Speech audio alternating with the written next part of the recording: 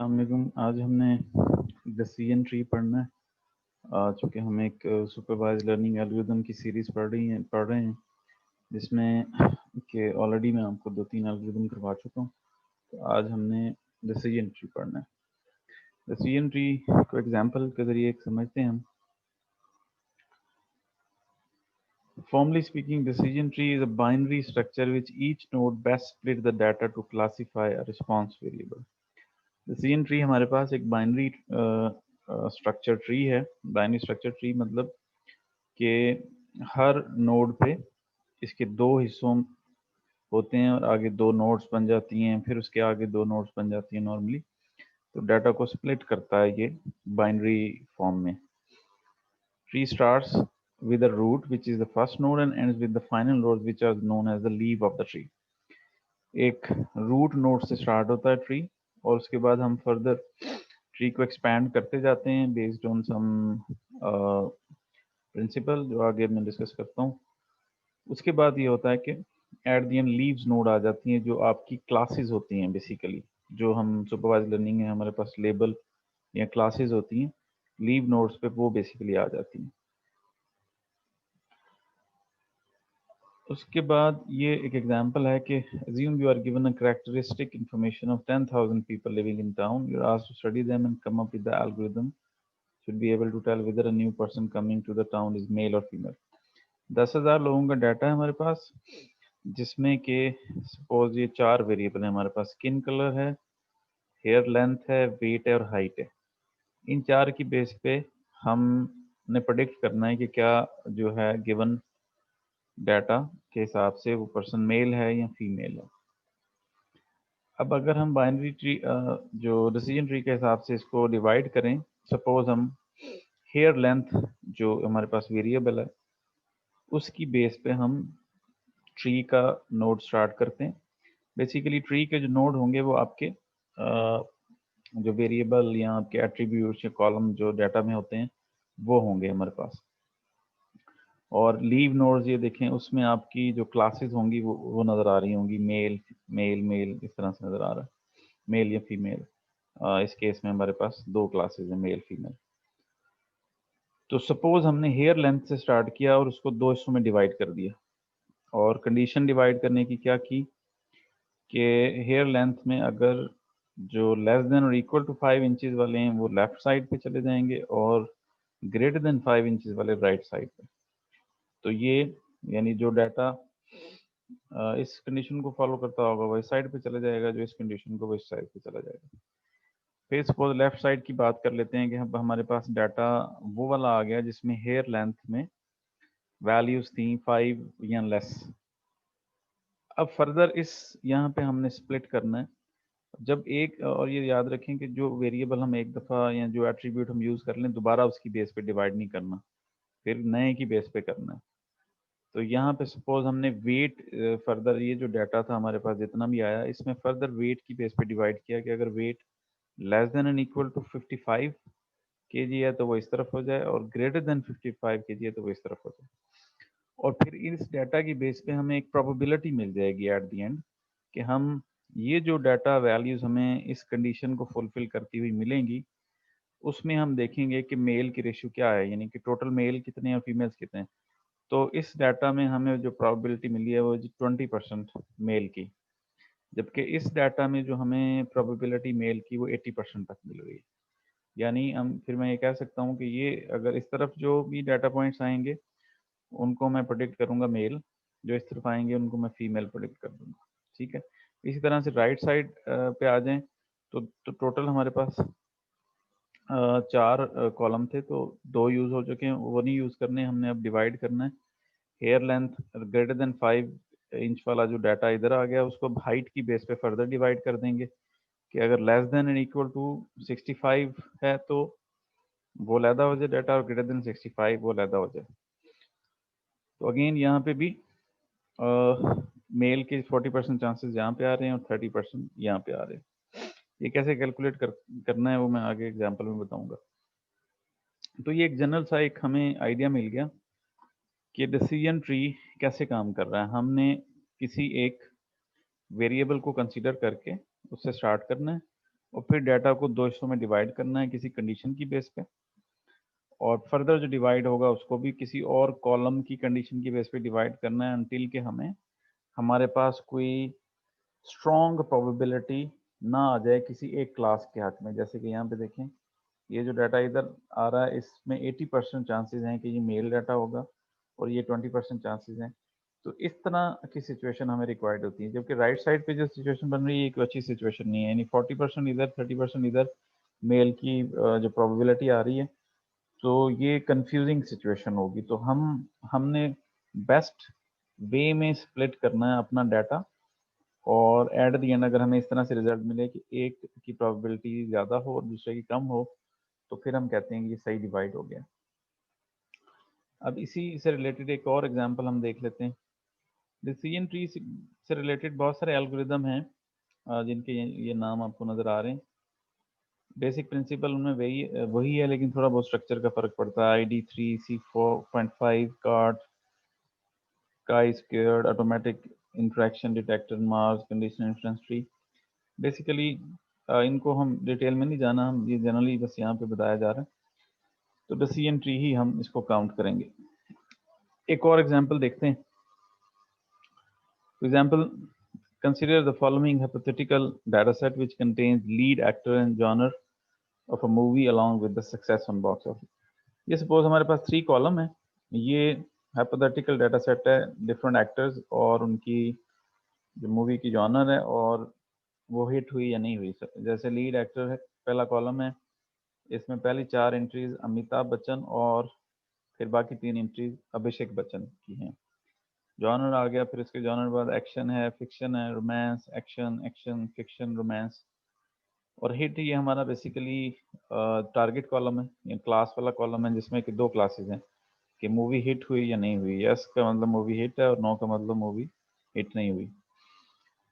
अब सपोज हमने decision tree की बेस पे अब इस डाटा को इस तरह से इसका ट्री बनाना है कि जो कि हमें क्लासिफिकेशन में हेल्प करे। अब सपोज मैंने लीड एक्टर की बेस पे डाटा को डिवाइड, यानी मैंने ये कॉलम उठा लिया और इसकी बेस पे डाटा को डिवाइड किया। तो अब इसमें 2 ही वैल्यूज हैं, या अमिताभ बच्चन है या अभिषेक बच्चन है। तो एक साइड पे अमिताभ बच्चन वाला डाटा, दूसरी साइड पे अभिषेक बच्चन वाला डाटा। और अब अगर इन दोनों में आप देखें कि अमिताभ बच्चन की ये 4 हैं एंट्रीज, इसमें 3 मूवीज हिट हैं और एक जो मूवी है वो हिट नहीं है। तो इसकी प्रोबेबिलिटी होगी 3/4। तो 3/4 का मतलब कि 75% यहाँ पे चांस आएगा हिट होने का। इसी तरह से अभिषेक बच्चन का जो डाटा है उसमें अगर आप लास्ट टारगेट में देखें तो 2 मूवीज हिट नहीं है, एक हिट है, तो मतलब 2/3 इसके जो हैं ये चांसेस हैं हिट होने के। तो 2/3 को अगर आप कैलकुलेट करेंगे वो अराउंड 33% बनेगा। ठीक है,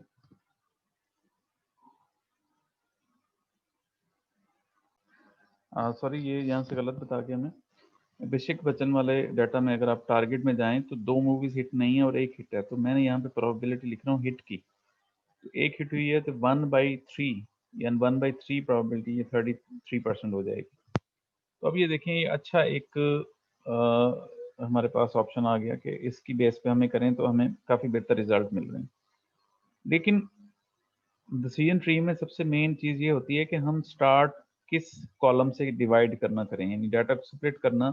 मेरे पास 2 फीचर कॉलम है यहाँ पे, एक जॉनर है और एक लीड एक्टर है। ठीक है, तो लीड एक्टर से तो डिवाइड करके मैंने देख लिया, तो मेरे पास ये इस तरह प्रोबेबिलिटी आ रही है। तो दूसरे से भी मैं अब देखूंगा करके, और फिर यहाँ पे देखना होता है कि ज़्यादा बेहतर रिजल्ट हमें किस कॉलम की बे को रूट नोड के तौर पे स्प्लिट करने से मिल रहे हैं। तो हम दूसरा कॉलम यानी जॉनरा जो है ये इसको चेक करते हैं। इसमें मेरे पास 3 कैटेगरीज थी, एक्शन और फिक्शन और रोमांस। एक्शन की 1, 2 और 3 एंट्रीज हैं। उसमें ये एक्शन के आगे यस यानी हिट हुई, ये एक्शन ये हिट हुई और ये हिट नहीं हुई। तो 2/3 प्रोबेबिलिटी 75% आ रही है। ठीक है जी। और अराउंड, अगर सॉरी 2/3 प्रोबेबिलिटी 66% आ रही है। फिक्शन के केस में देखेंगे तो फिक्शन एक यस और एक नो, यानी 1/2, तो ये 50% प्रोबेबिलिटी हिट होने की है। अगर रोमांस के केस में देखें तो रोमांस नो और इसी तरह से रोमांस यस, तो ये भी एक हिट हुई है, एक हिट नहीं हुई, टोटल 2 थी, तो 1/2 50% प्रोबेबिलिटी आ गई। अब इसमें देखें हमें डाटा ये 50% बता रहा है, इधर ये वाला स्प्लिट ये 50%, तो क्लियर स्प्लिट नहीं है, ये वाला स्प्लिट ज़्यादा अच्छा है, जो कि आपको क्लियरली बता रहा है कि इस तरफ जाएंगे तो हिट मूवीज और इस तरफ जाएंगे तो हिट होने के चांसेस कम है, इस तरफ डाटा जो जा रहा है वो हिट होने के चांसेस ज़्यादा हैं। तो ऑब्वियसली कहा जा सकता है कि अमिताभ बच्चन वाली मूवी ज़्यादा हिट होती हैं। तो अब ये जो डिसाइड हम कैसे करेंगे, अब ये तो हमने एग्जांपल देखी है 2 कॉलम्स की, तो ऐसा डाटा भी हमारे पास होगा जिसमें के 8, 10, 15 फीचर कॉलम हैं हमारे पास। तो अब किस कॉलम को हम स्टार्ट करें रूट नोड से और उसको स्प्लिट करते जाएं, और हर जगह पे आपको फिर ये डिसीजन लेना होगा कि नेक्स्ट किस कॉलम को की बेस पे स्प्लिट किया जाए और कौन से कॉलम की बेस पे स्प्लिट हमें ज़्यादा अच्छा रिजल्ट देगा। तो इसके लिए फिर हम एक फॉर्मूला यूज करते हैं जिसको हम कहते हैं entropy and information gain. Entropy basically एक फिजिक्स में थर्मोडायनामिक्स में वर्ड यूज होता है, जिसका मतलब है कि मेजर ऑफ वेरिएबिलिटी या रैंडमनेस कैलकुलेट करना। और यहाँ पे जो हम इंट्रोपी कैलकुलेट करेंगे उसका फॉर्मूला ये है आपके सामने, H is equal to minus और summation of P J log of P J, P I log of P J. क्या मतलब हुआ इसका? हम बेसिकली करेंगे ये, जैसे कि suppose you are rolling a fair coin and want to know the entropy of a system। तो इस फॉर्मूले के हिसाब से फेयर क्विन को रोल करें तो आपकी यहाँ हेड होगा या टेल होगा, तो दोनों के 50% चांसेस हैं। तो हम क्या करेंगे, माइनस का साइन लगा के, पहली प्रोबेबिलिटी 50% थी यानी 0.5 और लॉग ऑफ 0.5 प्लस दूसरी प्रोबेबिलिटी भी 0.5 थी, तो वो भी इन दोनों को ऐड करके इसके साथ माइनस लगा देना। समेशन का मतलब कि सारी जितनी भी प्रोबेबिलिटीज हैं उनको जमा करके और शुरू में नेगेटिव साइन लगा देना है। अब ये हमारे पास बनता है 0.69, जिसका मतलब है maximum entropy which can occur in the system, यानी मुराद ये होगा कि there will be maximum randomness in our data set if the probable outcome have same probability of occurrence. Randomness ज्यादा है डाटा में। अब इसको फाइंड आउट करने से हमें क्या फायदा होगा, ये अब आगे देखें एग्जाम्पल में। वो एग्जाम्पल कंसिडर कर लें, ये जो हमने हिट हो रही है नहीं हो रही based on 2 column lead actor and genre. तो एक मेथड हमारे पास ये था, एक मेथड ये था, यानी एक में हमने लीड एक्टर की बेस पे डिवाइड किया डाटा, दूसरे में जॉनर की बेस पे डिवाइड किया। तो अब कौन सा बेहतर है वो हमें बज़ाहिर तो पता लग गया था, लेकिन फॉर्मूला की मदद से हम कैलकुलेट कैसे करेंगे। सबसे पहले हमने इनिशियल इंट्रोपी सिस्टम की कैलकुलेट करनी है, ठीक है जी। वो यानी पेरेंट की होगी इंट्रोपी, यानी जो रूट नोड है, और उसके बाद लेफ्ट आपका साइड होगी ट्री की और राइट साइड पे उसकी इंट्रोपी हम फाइंड आउट करके, तो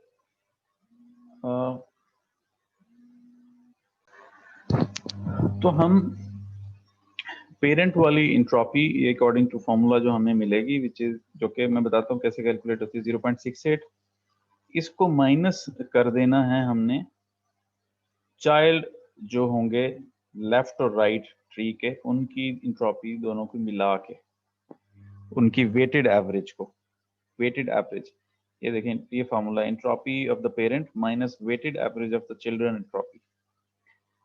तो ये हमारे पास एक रिजल्ट आएगा 0.09, ठीक है। ये मेथड 1 का आ गया, मेथड 1 जो कि ये था। अब इसमें पेरेंट एंट्रोपी क्या होगी, लीड एक्टर की बेस पे मैं कॉलम की बेस पे चेंज कर रहा हूँ। लीड एक्टर में 2 यूनिक वैल्यूज हैं, एक अमिताभ बच्चन और दूसरी अभिषेक। टोटल हैं 7, जिसमें से 4 एंट्रीज अमिताभ बच्चन की हैं, 3 जो है हमारे पास अभिषेक की हैं। तो ये देखिए अब पेरेंट के लिए अब पहली प्रोबेबिलिटी जो अमिताभ बच्चन की है, सपोज दैट 4 टाइम वो आया टोटल आउट ऑफ 7, तो 4/7 जो है हमारे पास आ जाएगा 0.57। जबकि दूसरी प्रोबेबिलिटी है अभिषेक बच्चन की, वो 3 टाइम है, टोटल 7 है, तो 3/7 0.43 आ जाएगा। तो ये आ गया। तो मेरे पास फॉर्मूला में ये होगा कि पहली प्रोबेबिलिटी फिर लॉग ऑफ उस प्रोबेबिलिटी का लॉग प्लस दूसरी प्रोबेबिलिटी और उस प्रोबेबिलिटी का लॉग, ये ऐड करके शुरू में माइनस साइन लगा देना मैंने। ठीक है, तो ये मेरे पास आ गई 0.68। अब ये देखें, ये लीड एक्टर की यानी पेरेंट की प्रोबेबिलिटी आ गई। अब आ जाएं लेफ्ट हैंड साइड पे। तो लेफ्ट हैंड साइड पे है जस्ट अमिताभ बच्चन वाला डाटा। तो इसमें अमिताभ बच्चन में ये देखें, यस यस नो यस, 3 दफा हिट है, 1 दफा हिट नहीं है, तो 3/4 बेसिकली इसकी प्रोबेबिलिटी आएगी, जो कि 0.75 है, जो मैं पहले भी बता चुका हूँ। और दूसरी प्रोबेबिलिटी के हिट नहीं है, वो 0.25 आ जाएगी। ठीक है, वो 1 टाइम जो नो आया है, तो 1/4 जो है वो 0.25, 3/4 ये 0.75।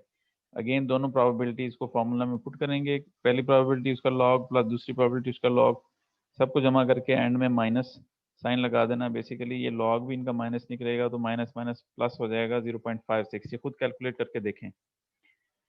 राइट साइड वाली प्रोबेबिलिटी जो है, ये अभिषेक बच्चन टोटल थी एंट्रीज इसकी 3, जिनमें से 2 नो की हैं, 1 यस की है।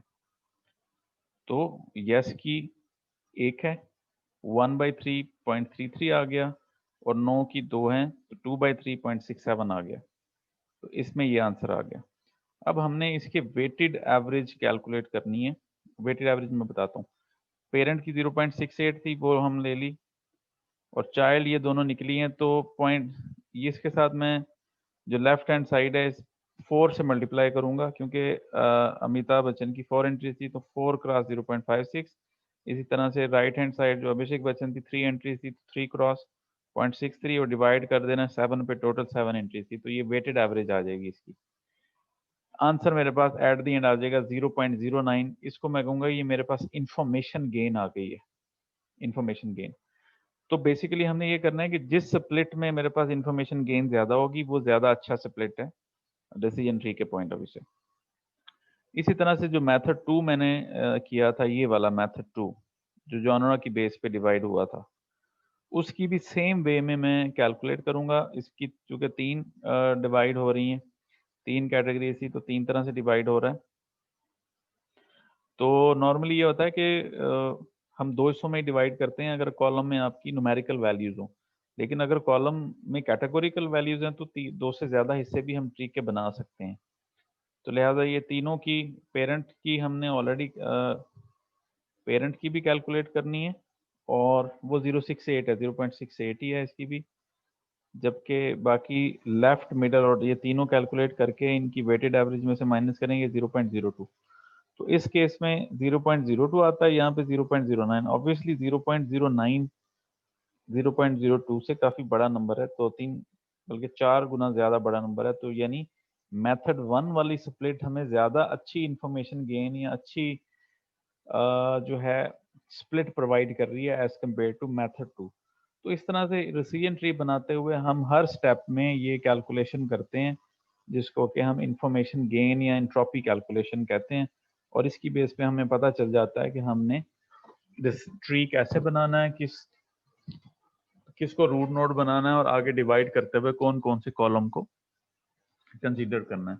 तो जब आपके पास पूरा एक डिसीजन ट्री बन जाता है, लाइक जैसे यहाँ पे बना हुआ है, फिर किसी भी नए डाटा को हम ने जब प्रिडिक्ट करना होता है, तो हम इस डिसीजन ट्री के थ्रू प्रिडिक्शन ले लेते हैं। सपोज हेयर लेंथ को मुझे मिली है, वो ग्रेटर देन 5 इंचेस थी, तो वो इधर आ जाएगी। हाइट, फिर वो हाइट मिली हुई थी, वो लेस देन 5 इंचेस थी, तो इस तरफ आ जाएंगी। तो मुझे पता चल जाएगा मेल के होने के इतने चांसेस हैं, फीमेल के होने के इतने चांसेस हैं।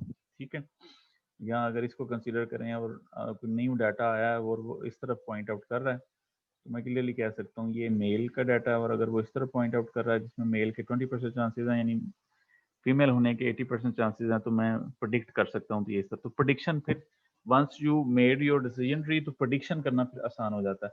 तो डिसीजन ट्री में जो ट्रेनिंग है बेसिकली वो इसी डिसीजन ट्री को बनाने का नाम उसकी ट्रेनिंग है।